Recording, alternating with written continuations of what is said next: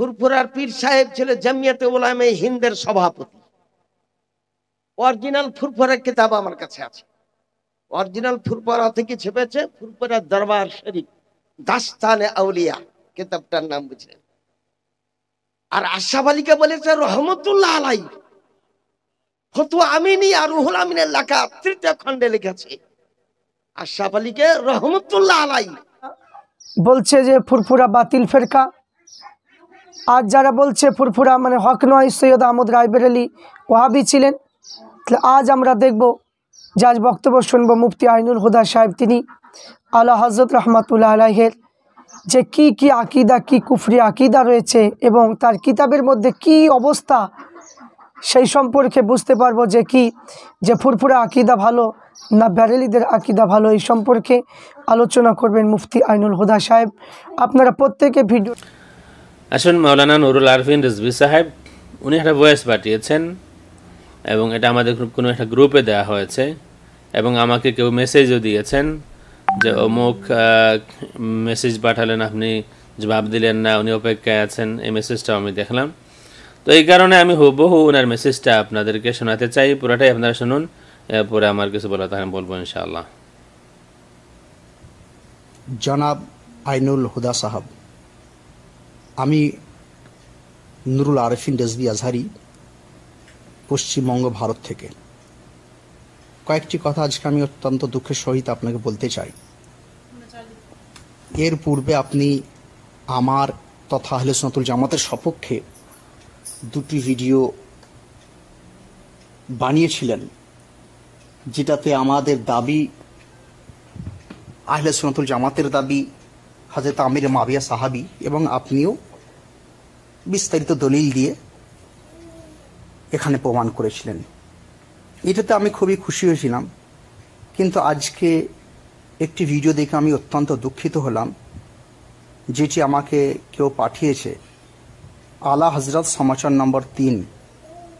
এই ভিডিওর মধ্যে আপনার কিছু মন্তব্য শুনে খুবই দুঃখজনক বলে মনে হলো। আপনি বাংলা ভাষায় মালফুজাত থেকে আলা হযরত সম্বন্ধে মন্তব্য করতে করতে বেরেলিকে ফিরকা এবং বেরেলি ফিরকাকে কাফির পর্যন্ত আপনি ঘোষণা করলেন। আচ্ছা, আপনি আসল উর্দু বইটা যদি পড়তেন, আশা করি এইটা আপনি ঘোষণা করতেন না, কারণ বাংলাদেশের অনুবাদকৃত বইগুলোর মধ্যে বহু রকম উলটপালট করা হয়েছে। আপনার কাছে আমি এটাই আবেদন রাখবো যে আপনি সঠিকভাবে উর্দু মালফুজ থেকে এই তথ্যগুলো নিয়ে আপনি এইগুলো করতেন, বা এই সব তথ্যগুলো সঠিকভাবে জানা বোঝার চেষ্টা করতেন, তো ভালো হতো। বাংলা বই থেকে আপনি এই যে মন্তব্য করলেন, এটা খুবই দুঃখজনক ব্যাপার। আপনার কাছে আমি বলতে চাই যে আপনি অবশ্যই সঠিক জিনিসটা জানার চেষ্টা করুন, কারণ এই বেরেলভি সম্বন্ধে বা আমাদের সম্বন্ধে আপনি যে অপপ্রচার চালাচ্ছেন বা হচ্ছে, এটা খুবই দুঃখজনক বিষয়। আর দেখুন, এর পূর্বে আপনি দুটো ভিডিওতে আপনি আমাকে মুমিন বলে, মুসলমান বলে আপনি নিজেই স্বীকার করেছেন, আর আলহামদুলিল্লাহ আমরা মুমিন। আবার এর মধ্যে আলা হযরত সমাচার নম্বর 3-তে আপনি আমাদের ইমাম হুজুর আলা হযরত আজিমুল মর্তবাত মুজাদ্দিদুদ্দিন মিল্লাত, যিনি অখণ্ড ভারতবর্ষের জন্মিয়েছিলেন, অখণ্ড ভারতের মধ্যে সবচেয়ে শ্রেষ্ঠ জ্ঞানী তিনি ছিলেন। তো হুজুর আলা হযরত শ্রেষ্ঠ জ্ঞানী, এবং এত পুস্তক তিনি লিখেছিলেন, 1400 পুস্তক তিনি লিখেছিলেন, যে আজ পর্যন্ত বিরল ঘটনা। অতএব সেই আলা হযরত সম্বন্ধে আপনি এই মন্তব্য করবেন, এটা খুবই দুঃখজনক। আহলে সুন্নাতুল জামাতের কোনো লোকই এটা বরদাস্ত করবে না। অতএব আমি আপনার কাছে এটাই বলতে চাই যে আপনি যদি মনে করেন যে না, এই সম্বন্ধে সঠিকভাবে তথ্য জানা প্রয়োজন রয়েছে, বা মালফুজ উর্দুটা আমার সঠিকভাবে মানে বোঝা বা বোধগম্য হওয়া প্রয়োজন রয়েছে, তো অবশ্যই আপনি আমাকে বলবেন, আমি আপনাকে পার্সোনাল এই বিষয় নিয়ে জানাবো। আর যদি আপনি বলেন যে না, আমি যা করেছি সঠিক বলেছি, এতে কোনো সন্দেহ নেই, তাহলে আপনার কাছে আমার রিকোয়েস্ট এটাই যে আপনি আমার আগে যে দুটো ভিডিও বানিয়েছেন, আপনি ভিডিওটা ডিলিট করে দেবেন। কারণ আপনি আলা হযরতের শানে এত বড় চরম কথা আপনি বলবেন আর আমার নামে প্রশংসা করবেন, এটা আমার বরদাস্ত হয় না। আশা করি আপনি আমার কথা হয়তো বুঝতে পেরেছেন। আর যদি বিস্তারিত বোঝার জন্য আপনি সহযোগিতা চান, তো সহযোগিতা করতে আমি রাজি রয়েছি। আশা করি আপনি এটা গুরুত্ব সহকারে বিষয়টা জানবেন। প্রিয় দর্শক শ্রোতা, আমাদের সাথে মাওলানা নুরুল আরফিন রিজভী সাহেবের ওনার পুরা বয়সটা আপনাদেরকে শোনালাম।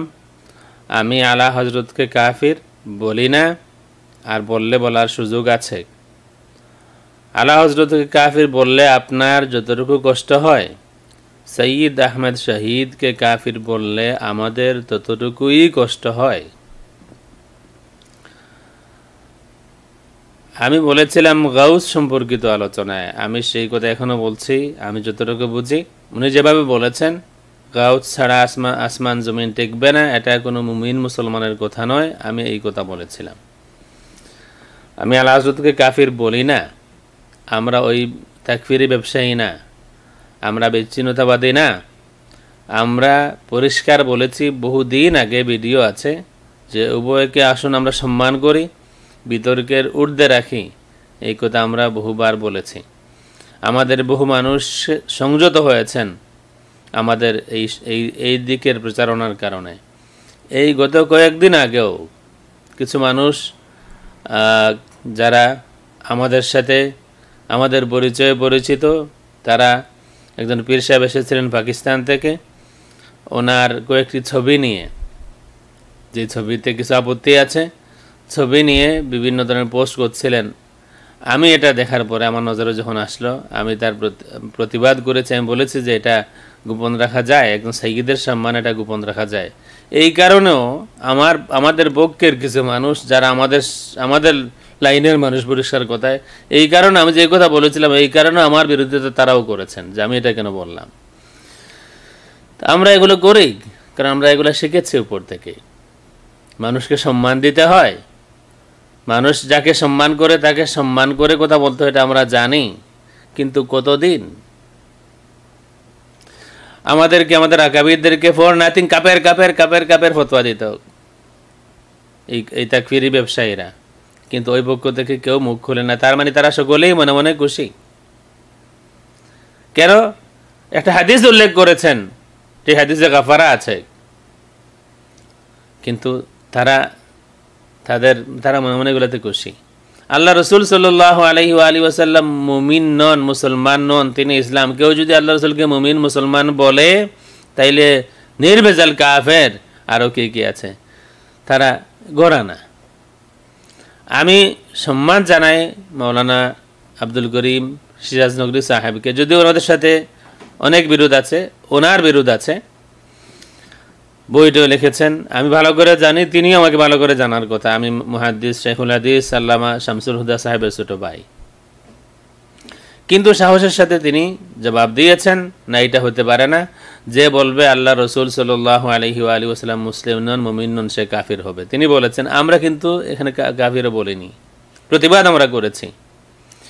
সুতরাং সর্বশেষ আমাদের মনে হয়েছে এরা হকপন্থী নন, নতুবা আল্লাহ রসুল সাল্লাল্লাহু আলাইহি ওয়া আলিহি ওয়াসাল্লামের উপর এই ধরনের আঘাত আসে, মুসলমান নন, মুমিন নন, কেউ যদি মুমিন মুসলমান মনে করে তাইলে কাফির হবে।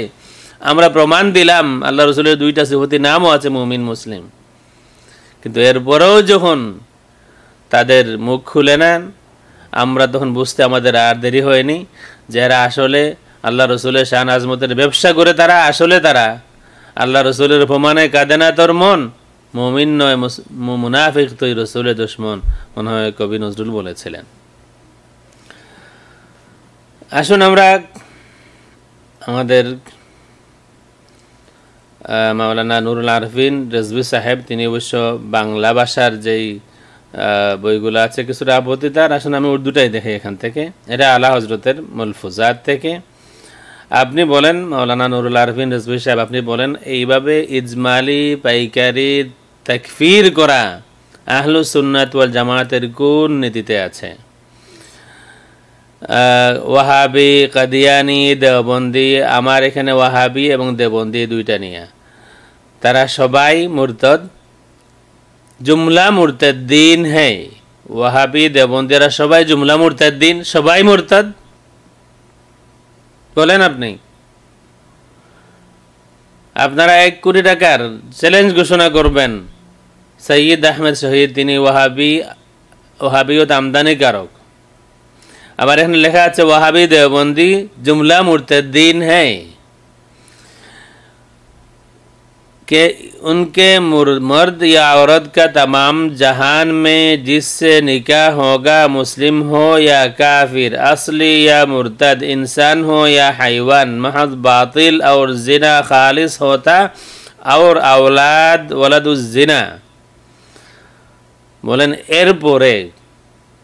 এরপরে আর জবানকে হেফাজত করার কোনো সুযোগ আছে? মাওলানা নুরুল আরফিন রিজভী সাহেব আপনি বলেন।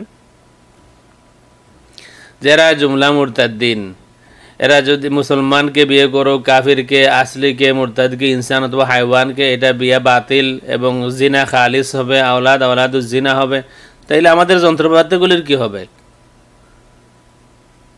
আমাদেরকে আল্লাহ রাব্বুল আলামিন যেসব যন্ত্রপাতি দিয়েছেন এগুলির কি হবে তখন? ইন্না লিল্লাহি ওয়া ইন্না ইলাইহি রাজিউন এই ইবারত প্রমাণ করে, এই ইবারত পাইকারি তাকফীর প্রমাণ করে, যা সুন্নিদের বৈশিষ্ট্য নয়, এটা খারিজিদের বৈশিষ্ট্য।